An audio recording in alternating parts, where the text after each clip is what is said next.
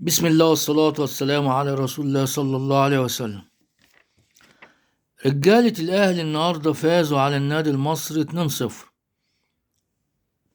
في أجمل وأفضل مباراة للنادي المصري منذ بداية الدوري العام. تسيد المصري الشوط الأول رغم إحراز الأهلي الجون الأول له في الدقيقة 39 من فاول من تسديدة يحيى عطية الله خدعت الحارس محمود جاد حارس المصري واستقرت في الشباك على يمين الحارس على شمال الحارس.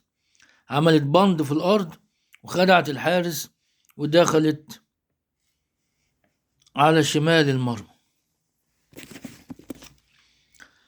بداية من الدقيقة 40 بعد الهدف ظهر الأهلي بمستوى أفضل نسبيا وانتهى الشوط الأولاني 1-0 لصالح النادي الأهلي. في الشوط الثاني بيتحسن أداء الأهلي ويتسيد المباراة رغم هجمات المصري الخطيرة في ظل مستوى الشناوي المهزوز. مش عارف ليه.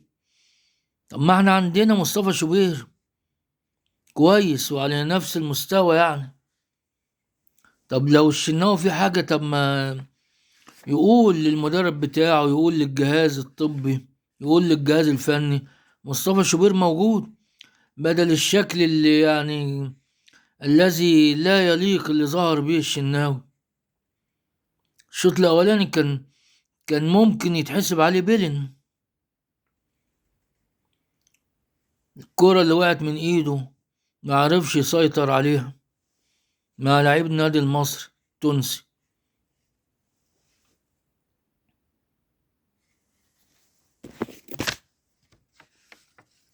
الشوط التاني هجمات متبادلة بين الفريقين وانفراد للأهلي في الدقيقة 80 بأربع لاعبين ضد لاعب واحد من المصري، لكن الطمع ضيع الجون، ضيع الفرصة. ثم بدأ هجوم كاسح للمصري في الدقيقة الأخيرة بغية إدراك التعادل، والقائم الأيمن ينقذ الشناوي من هدف واضح للمصري. انفراد للأهلي من قفشة وعاشور في الدقيقة بعد الدقيقة 80 من بداية خط ال 18 للأهلي. يعني المصري كان هاجم بكل خطوطه في ال 18 بتوع الأهلي ويتقدم كرة بتتقطع من هجوم ودفاع وخط وسط المصري وتوصل لقفشة وعاشور من تقريبا قدام القوس بتاع ال 18 بتاع الأهلي. من بداية خط ال 18 للأهلي يتقدم بالكرة لوحدهم قفشة وعاشور إلى مرمى محمود جاد والنبادي. إمام عاشور مطمعش زي الكرة اللي قبليها، مطمعش ومررها القفشة على يساره الذي أودعها مرمى محمود جاد مسجلا الهدف الثاني للأهلي ورصاصة الرحمة.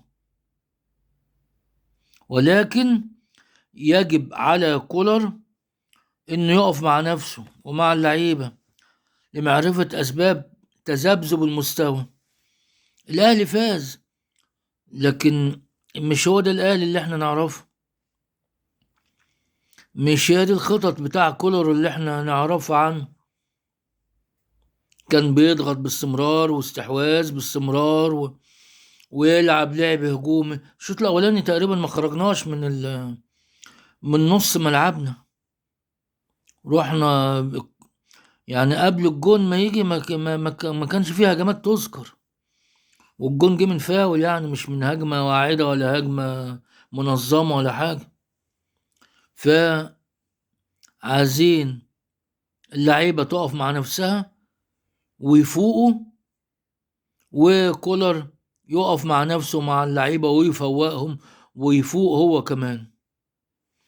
وفي الآخر نقول مبروك للنادي الأهلي، مبروك لجماهير الأهلي الفوز